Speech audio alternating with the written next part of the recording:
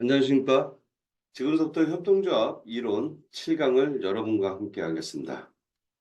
예, 이번 시간에는요, 내부간 거래 금리 관련된 이야기를 여러분과 함께 나누고자 합니다. 내부간 거래 금리, 일단 정의를 좀 할게요. 농협은 사내 자본금을 신용사업에 대부분 배분하고 있고요. 경제사업에는 적게 배정함에 따라서 신용사업에서는 자금을 하는데 이때 차입하는 현금에 대해서 경제사업에서는 이자 비용을 지급하고요. 신용사업은 이자 수익이 발생하고 있습니다. 이를 내부간 거래 금리라고 정의할 수 있을 것 같습니다. 기업의 내부 자금은요.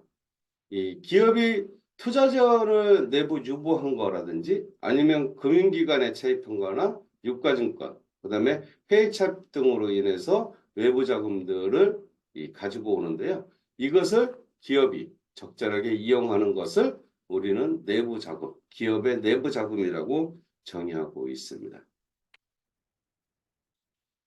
내부 자금에 있어서의 이 내부 자금이 많으면 조달 비용이 들지 않기 때문에 이자나 배당금을 지급할 필요가 없는 거죠. 그래서 굉장히 유리한 자금인데 왜 조합은 왜 이것을 내부 자금에 대한 부분들을 왜 과다하게 받고 있느냐. 이 문제를 좀 제기하고 싶어서 오늘은 여러분들과 이 이야기를 하고자 합니다.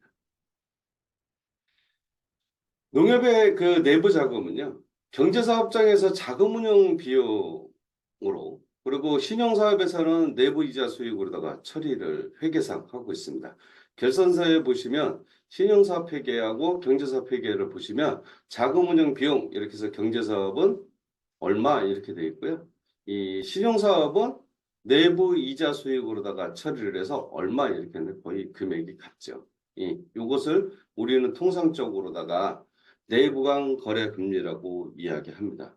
결산서에 보면 다시 한번 얘기하는데 결산서에 보시면 신용사업 회계하고 경제사업 회계를 분리해서 이렇게 가지고 있죠. 그러면 거기에 보면 이 수익에 보면 신용사업의 내부이자 수익이라는 게 있고요.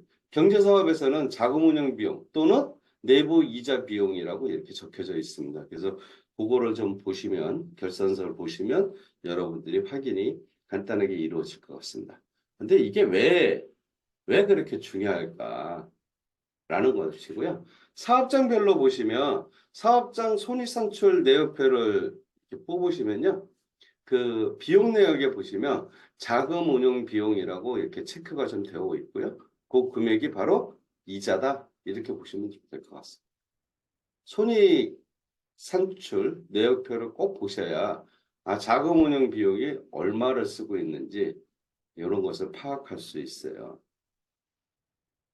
예, 거기에 보면 산출 내역표를 조금 더 자세하게 보면 자금 운용 비용과 관련된 부분들을 별도로 띄어서 이렇게 보시면 이율이라는 게 있는데 그게 바로 이자 비용이다. 예, 퍼센트지다. 이렇게 보시면 되고요. 그거에 근거해서 뭐를 해요? 이자를 내고 있습니다. 예, 농협의 내부 자금 이자가 높을 경우에 조합원에게 무슨 일이 일어나는지 궁금하실 거예요. 조합에 가서 물어보니까 그 돈이 그 돈인데 라고 이야기 자꾸 하는데 정말 그 돈이 그 돈일까? 이거를 한번 여러분들과 함께 보고자 합니다. 예. 제가 가상으로 A농협, B농협, C농협을 했어요. 이 상품 구매 원가와 관련된 부분들은 간단하게 이야기하면 중앙회의 개통 구매 금액이다. 농협 중앙회로부터 받는 물품 원가다라고 보시면 되고요. 부대 비용은 똑같이 10만 원씩으로 잡으면 자금 운영 비용을 A조합과 B조합은 똑같이 3만 원씩 잡았습니다.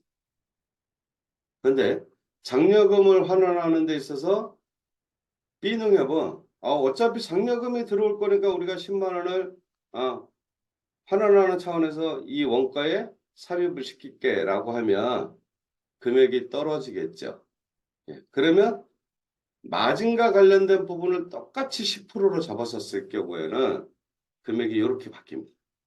그러면 보시면 A 농약과 C 농약, 자금 운용 비용과 관련된 부분들에 있어서 7%를 받는 데와 3%를 받는 데를 보시면 판매 금액과 관련된 부분의 차이는 이렇게 발생을 합니다. 높죠? 근데 장려금과 관련된 부분들이 중앙회로부터 또는 회사로부터 받는 부분들이 있기 때문에 이 장려금을 환원하는 걸로다가 하고 마진을 그대로 넣는다라고 하면 어떻게 돼요? 금액이 떨어지게 돼요. 이 자금운용 비용과 관련된 부분들도 굉장히 중요하고 장려금과 관련돼서 어떻게 환원할 것인가도 굉장히 중요한 거죠. 그렇다고 해서 조합에서 마진을 보지 말라는 소리는 아닙니다. 조합에서 마진을 봐야 직원도 채용하고 사무실도 운영하겠죠. 당연히 마진을 봐야 되는데 그 마진과 관련된 부분에 있어서 먼저 해야 될 게 자금운용 비용과 이 장려금과 관련된 부분들을 어떻게 결정하느냐가 중요하죠. 그러면 이 자금운용 비용은 어디서 결정하느냐? 각 회원조합에 가지고 있는 리스크관리위원회 또는 금리조정위원회에서 결정을 한다. 이거 중앙회에서 결정하지 않아요.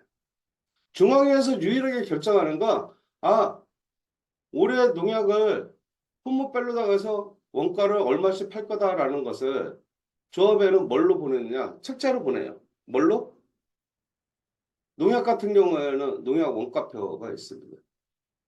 그리고 비닐이나 이런 것들, 비료 이런 것들도 원가표를 별도로 가지고서 회원조합에 다 제공을 해요. 그거에 근거해서 어떻게 해요? 원가를 산정을 하죠. 부대비용과 관련된 부분들은 조합에서 자체적으로 계산을 하고요. 자금운용 비용도 조합 자체적으로 계산을 합니다. 장려금 환원과 관련된 부분들도 조합 자체적으로 하죠. 그 중앙에서 하는 건 요거 상품 구매 구입 원가 요거와 관련된 것만 하고 나머지 이 네 가지의 항목 부대비용, 자금운용 비용, 장려금 환원, 마진율은 어디서? 조합에서 한다. 이렇게 보시면 될 것 같습니다. 결정한다. 그래서 여러분들한테 판매하는 판매 가격이 결정이 된다라고 보시면 될 것 같습니다. 예. 어떻습니까? 전능TV입니다. 좋아요 꼭 눌러주시기 바라겠습니다. 감사합니다.